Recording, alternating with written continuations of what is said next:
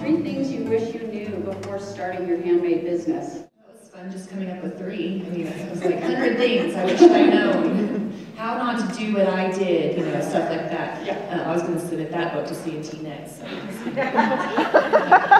Roxanne just laughs, that's hilarious. So 3 things I wish I'd known. The first thing I wish I'd known was to set measurable goals. In the beginning, I was so excited. I couldn't believe I was getting paid to quilt for customers. I just wanted to do it for free. I wish I would set a measurable goal so I would know how I was doing and I wouldn't have to rely on the day-to-day, like, am I doing good? I feel good, so I am.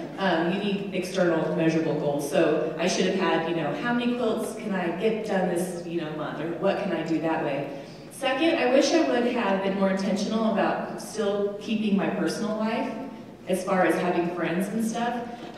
When I started, I was so excited. It's all I wanted to do, so I worked all the time, and I still actually struggle with that, you know, making sure I don't forget to maintain those friendships and that outside life that you have, because when things go poorly at work or with the business, it's nice to have that other side. And third and lastly, I wish I would have treated it like a business instead of a hobby.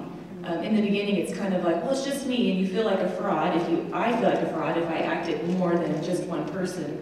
But if I had always had the mindset that this is a corporation that I'm running, I feel like it would have saved me a lot of heartache once I started growing and becoming bigger, and it would have helped me kind of maintain a little bit more professionalism in my dealings with that. So, those are the things. Heather, do you vend at craft fairs, local art shows, wholesale trade shows? Can you share your experience about planning to vend, and do you recommend vending or buying a booth for makers that are just starting out? So I think that you have to consider, like, what is your market, and so it doesn't serve you a lot of good to show up at perhaps like a local handmade fair, like a nice, and you're trying to sell, let's say, fabric or something, because you're trying to start a fabric. So like that doesn't make sense, because those are not the people who are going to go to that craft fair to buy fabric. So I think that you have to consider who is the audience, and does do your wares or the things that you're trying to sell fit that audience. So if we're talking specifically like something like QuiltCon or a quilt guild show, like where they offer opportunities for vendors to come in, then certainly, of course, if you're a pattern writer or if you're trying to create something that is pertinent to the industry, like that would be an appropriate choice. I will tell you, when I very first started, I just really loved making quilts, like I said, and I made a lot of them, and I didn't know what to do with them, and certainly, I'm sure all of you know, sitting here, it's making a quilt from beginning to end.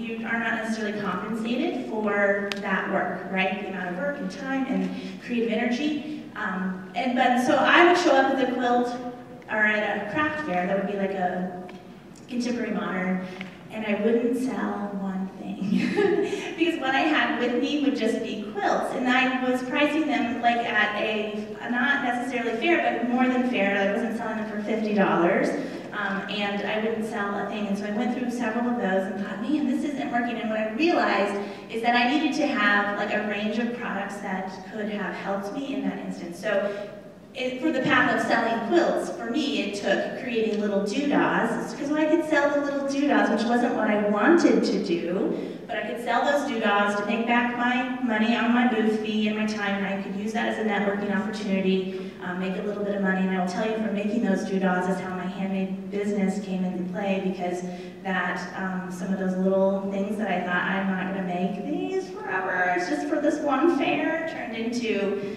now like 7 years of making thousands and thousands and thousands of headbands. So, you know, you got to be careful like what you put out into the world. So I would say that yes, like doing, you know, some people say, oh, do you do Etsy? What about Etsy? And I will tell you, from my experience, I used it only as a placeholder where people could find me. So I didn't use it as a place in which I was generating a ton of revenue to like support myself, but rather when I was out and about and I didn't want to create a website and I wasn't ready for all that jazz, and I thought this is an easy way for me to have a placeholder so that if somebody wants to find me later and they want to see what I have to offer, I would use Etsy for that. So I would encourage you to, you know, first investigate who's the market, like who are the goers to those craft fairs or to those, events and then decide, you know, is that an appropriate fit for you? Because it really isn't fun to travel to all of those every weekend of your life if it's not something that you love to do. I will tell you, as now as a store owner, as a fabric store owner, at first, you know, because I came out of doing a lot of craft fairs, I thought, I'm not doing any more of these things, just because it's hard. It's hard to be away from your family, it's hard, and it just wasn't, and you know, you're working all week, and then you go to the weekend, and you're gone, and so at first, and I don't want that to sound negative, so at first I really resisted. I was like, I'm not doing it. But now when I've realized that it's an important part. So like, we really love doing things and vending at the QuiltCon, and there are some local like guild shows that we super enjoy doing, and we still do an occasional craft fair for our handmade business too. So it is, yeah, like again, it's time, right? And figuring out the balance of that. Becky, what accounting or invoicing tools do you use to streamline your business finances? Like PayPal, Square, Venmo, what do you use? Well, there's lots. I use QuickBooks Pro at home, and if you don't have an invoicing system and an inventory system, you need one. And if you don't understand it, hire somebody to teach you how to learn it.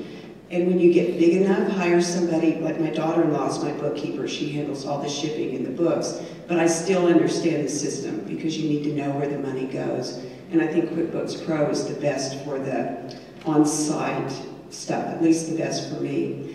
And I've had an online website where I sold stuff from back when that was harder to do, back when I built my own website. These days I use Shopify. And I think it's the best. It has a built-in shopping cart. It's got, this is if you've got online sales and you want to do it yourself and have your own website. If you don't know lynda.com, L-Y-N-D-A, if you need help learning a variety of things like Photoshop or Illustrator or other kinds of graphic information that you also need to know so that you can plug good photos into your online site. Lynda.com is an excellent resource for online teaching.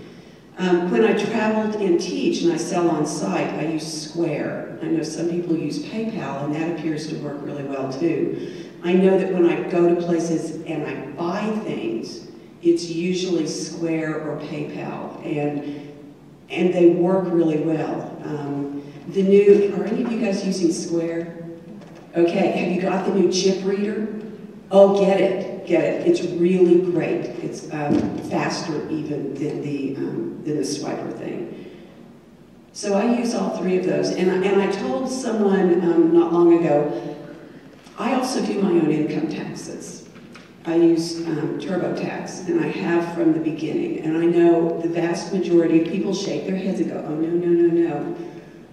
I have found it to be, it's like playing a game. It's like playing a game with the government.